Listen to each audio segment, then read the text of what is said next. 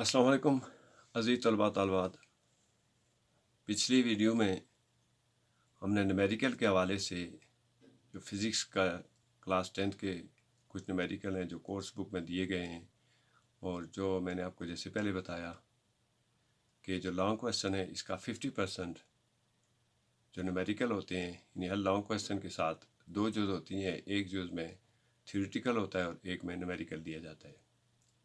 उसके हवाले से दो वीडियोस पहले भी आप देख चुके होंगे। अगर नहीं देखी हैं तो आप उन वीडियोस को दोबारा से देख लें और उनके ऊपर थोड़ा सा जो है वो काम कर लें ताकि आपको बेहतर समझ आए। पहली जो वीडियो है उसमें तो सिर्फ इसकी अहमियत और ये बताई गई है, लेकिन दूसरी वीडियो में कुछ प्रैक्टिकल जो है वो जो चैप्टर 1 के हवाले से आपकी बुक के आखिर में दिए गए हैं, वो कंप्यूटर की स्क्रीन के ऊपर उनकी कुछ गाइडलाइन दी गई है। अगरचे उनको रिटर्न फॉर्म में हल करके नहीं दिखाया गया, बल्कि हल किया हुआ जो लिखे हुए हैं और वो पेज मौजूद हैं, पेज के ऊपर सारे हल किए हुए हैं। उसमें आपको थोड़ी सी गाइडलाइन दी गई है कि आपने जो वो इसको कैसे हल करना है और कौन सा जो फार्मूला है कहाँ पे यूज़ होगा, और उस फार्मूले के साथ आपने मज़ीद उसको कैसे काम करना है और कैसे उसको हल करना है। तो आपने ये वीडियो भी तवज्जो से देखनी है। इसमें मज़ीद 5-6 प्रैक्टिकल वो न्यूमेरिकल जो हैं वो हल करके आपको दिखाए गए हैं और उसमें आपको गाइडलाइन दी गई है। तो आप तवज्जो से और मेहनत से काम करें। उम्मीद है कि अगर आपने इनको तवज्जो से किया तो आपको थोड़ा सा जो है वो नॉलेज में इजाफ़ा होगा और मज़ीद आइंदा आपको मज़ीद प्रैक्टिकल जो है वो और ये जो न्यूमेरिकल वर्क होता है इसको समझने में मदद मिलेगी। अब हम चलते हैं कंप्यूटर स्क्रीन की तरफ। अज़ीज़ तलबा तलबात, पिछले वीडियो में हमने कुछ न्यूमेरिकल हल किए हुए थे, उन्हें देखा। अब यहाँ पे हम मज़ीद इस प्रैक्टिस को जारी रखते हुए कुछ और न्यूमेरिकल्स को डिस्कस करेंगे। याद रखें, न्यूमेरिकल का पेज लिखा हुआ है, सिर्फ यहाँ पे थोड़ा सा आपको गाइडलाइन देनी है कि यहाँ पे कौन सी चीज़ आती है और आपने करना क्या है, ताकि आपको इनको हल करने में थोड़ी सी मदद मिल सके। तो इसमें ये जो अगला प्रैक्टिकल है वो है एक स्प्रिंग में पैदा होने वाली ट्रांसवर्स वेव की फ्रीक्वेंसी 190 हर्ट्ज़ है और ये स्प्रिंग की लंबाई की तरफ 90 मीटर का फासला 5 सेकंड में तय करती है। तो यहाँ पे आपने तीन चीज़ें मालूम करनी है। नंबर 1, वेव का पीरियड क्या होगा। नंबर 2, वेव की स्पीड क्या होगी। और नंबर 3, वेव की वेव लेंथ क्या होगी। तो सबसे पहले हमने जो दिया हुआ डेटा है वो है 190 हर्ट्ज़, ये फ्रीक्वेंसी दी हुई है और फासला दिया हुआ है 90 मीटर्स। टाइम जो है 5 सेकंड, टाइम दिया हुआ है 5 सेकंड। ये टाइम 5 सेकंड दिया हुआ है, ये यहाँ पे ना ये सवाल में ये यहाँ पे दिया हुआ है। उसके बाद ये 190 सेकंड ये दिया हुआ है, ये 190 हर्ट्ज़ दिया हुआ है, ये 90 सेकंड है। तो ये डेटा हमने जो न्यूमेरिकल लिखा हुआ होगा उसमें से उठाना है। अब टाइम पीरियड मालूम करना है एक, ये सवालिया निशान है। उसके बाद ये स्पीड v मालूम करना है और उसके बाद वेव लेंथ लेमदा मालूम करना है। तो हम जानते हैं कि ये टाइम पीरियड जो है वो इज़ इक्वल होता है, ये 1 ओवर फ्रीक्वेंसी, ये इसका फार्मूला है। और अगर हम टाइम पीरियड में 1/190 को डिवाइड करें तो आंसर आ जाता है 0.01 सेकेंड। ये पहले इसका फार्मूला है टाइम पीरियड का, वेव का पीरियड क्या होगा। उसके बाद दूसरा जो फार्मूला है वो है स्पीड का। तो हमें पता है कि स्पीड का जो फार्मूला है वो है फासला और उसको तकसीम करना है वक्त के साथ। तो स्पीड मालूम हो जाएगी, तो स्पीड को v से जाहिर करते हैं। v इज़ इक्वल आगे है 90/5, 90 तकसीम 5। अगर हम इसको तकसीम करें तो 18 मीटर ओवर पर सेकंड आता है। उसके बाद वेलोसिटी आ गई 18 मीटर पर सेकंड। अब तीसरी जो चीज़ पूछी गई है वो है वेव की वेवलेंथ क्या होगी। तो इसका फार्मूला है v is equal F lambda. और ये हमें चूँकि v, ये देखें v हमें पहले ये मालूम कर लिया हमने, ये v मालूम कर लिया है, तो ये 18 आ गए, ठीक है। उसके बाद f ऑलरेडी ये क्वेश्चन में 190 दिया हुआ है, तो हमने लेमडा मालूम करना है। तो हम लेमडा मालूम करने के लिए क्या करेंगे, ये 190 जो है वो लेमडा को हम मल्टीप्लाई कर रहे हैं, तो हम इसको ले जाके दूसरी तरफ 18 के ओवर लिख देंगे, यानी 18 को डिवाइड करेंगे 190 तो लिम्डा मालूम हो जाएगा। कैलकुलेटर से अगर आप 18 को 190 से डिवाइड करते हैं तो आपका आंसर आ जाएगा 0.095 मीटर, ये लिम्डा के इक्वल है। इसके बाद एक और न्यूमेरिकल है, एक कम गहरी प्लेट में 6.0 सेंटीमीटर लंबाई की पानी की वेव पैदा होती है। एक मकाम पर पानी ऊपर और नीचे 1 सेकंड में 4.8 ओसिलेशंस मुकम्मल करता है। तो यहाँ पे जो सवाल पूछा गया वो है पानी की वेव्स की स्पीड क्या होगी और पानी की वेव्स का पीरियड क्या होगा, जैसे कि हमने पिछले प्रैक्टिस न्यूमेरिकल में किया था। तो हमें जो है वो सबसे पहले वेवलेंथ मालूम करनी है।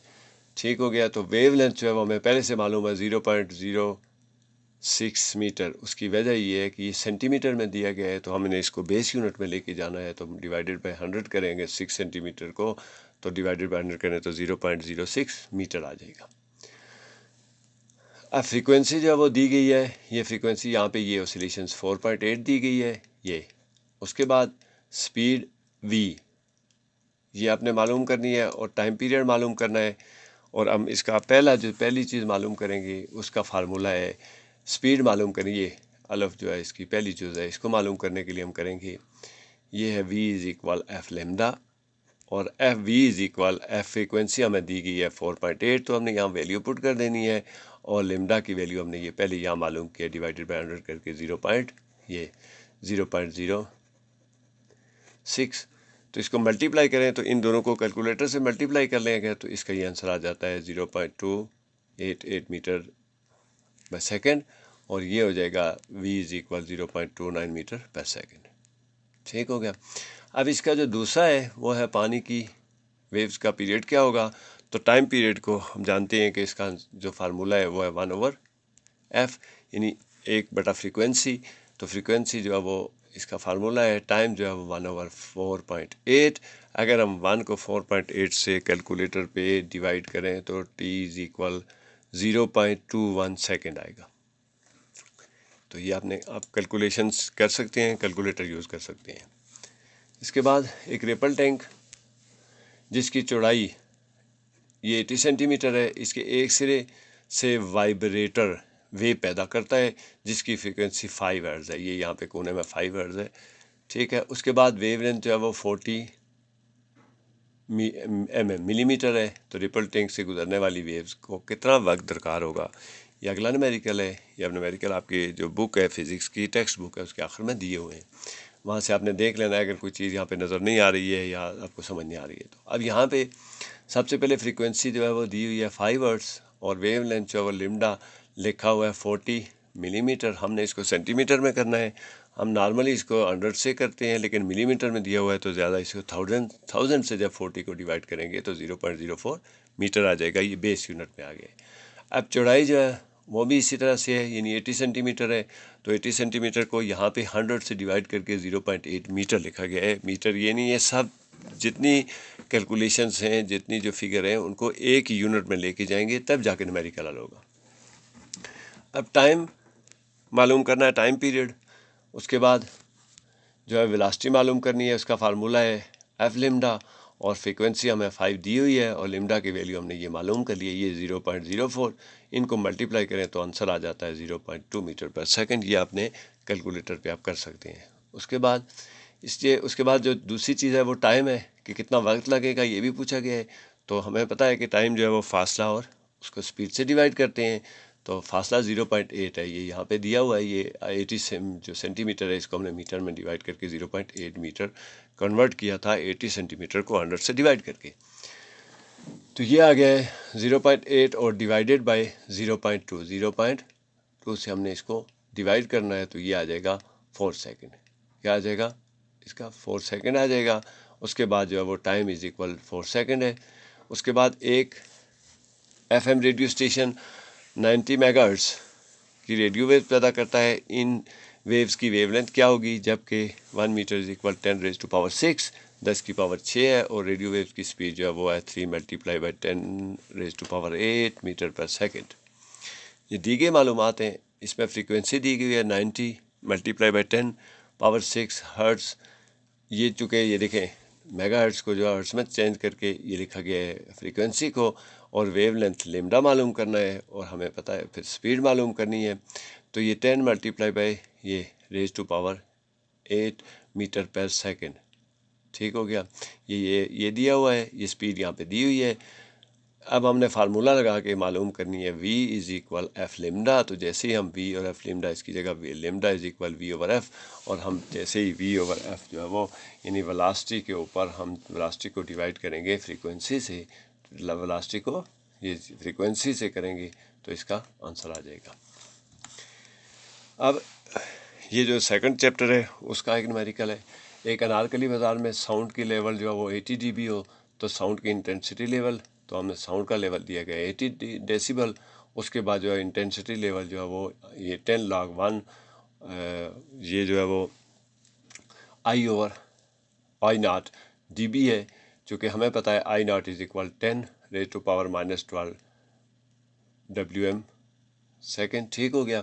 अब ये 80 dB है तो 80 dB इज़ इक्वल 10 log ये 1 ओवर ये इसकी वैल्यू जो है ना आई नॉट की, इसकी वैल्यू ये दी गई है 10 रेज टू पावर 6 और इस dB है। अब इसको जो है हमने चूँकि ये 10 को यहाँ से हटा के 8 के इधर ले जाएंगे तो ये 8 आ जाएगा। 80 को 10 से डिवाइड करें तो 8 आता है। 8 is equal log 1 over 10 power -12 है, और ये माइनस को जब हम कन्वर्ट करके ऊपर ले जाते हैं तो ये 8 - 12 आ जाएगा। ये पावर जो है बेस सेम करके लॉग एंटी लॉग लेके लॉग के जो पूरे वो फार्मूले हैं वो अप्लाई करके तो इसको एंटी लॉग लेंगे तो इसका आंसर आ जाएगा 10 - 4, ठीक है। और ये WM मीटर -2 आ गया, इसका आंसर आ गया। एक ख़ास टेम्परेचर पर हवा में साउंड की स्पीड 330 मीटर पर सेकंड है। अगर वेव लेंथ 5 सेंटीमीटर हो तो साउंड वेव की फ्रीक्वेंसी मालूम करें। क्या ये फ्रीक्वेंसी इंसानी कान के लिए काबिल समात साउंड की हदूद में वाक़ है? तो इसके लिए साउंड की सबसे पहले v वेलोसिटी v स्पीड दी गई है 330 मीटर पर सेकंड है। उसके बाद वेव लेंथ लेमडा 5 सेंटीमीटर है। हम जानते हैं कि ये जो 1 मीटर है ना ये 100 सेंटीमीटर होता है, तो 5 सेंटीमीटर इज इक्वल 0.05 मीटर। ये सेंटीमीटर को मीटर में कन्वर्ट किया गया है।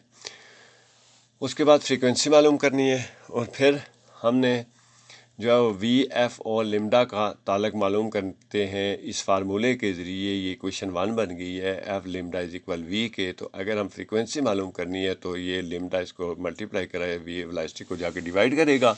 जैसे हम एफ़ को यानी फ्रीक्वेंसी मालूम करने के लिए 330 को 0.5 ये 0.5 जो सेंटीमीटर इस 0.05 से डिवाइड करेंगे तो इसका आंसर आ जाएगा 6.6 multiply by 10 raise to power 3। ये असल में इसका जो आंसर आप वैसे कैलकुलेशन करेंगे तो ये आ जाएगा 6600। इसका आंसर आता है। जब आप उसको साइंटिफिक नोटेशन में लिखेंगे यानी 10 की पावर में तो ये आ जाएगा 6.6 10 रेज टू पावर 3। और ये जो रेंज है इसके बारे में चूँकि पूछा गया है कि ये काबिल समात है या नहीं है, तो इसका जवाब ये है कि जी हाँ ये काबिल समात फ्रीक्वेंसी के हदूद में वाक़ई है। तो उम्मीद है कि आपको कुछ समझ आई होगी। नेक्स्ट वीडियो में इंशाल्लाह जो है वो हम अगले पे देखेंगे न्यूमेरिकल।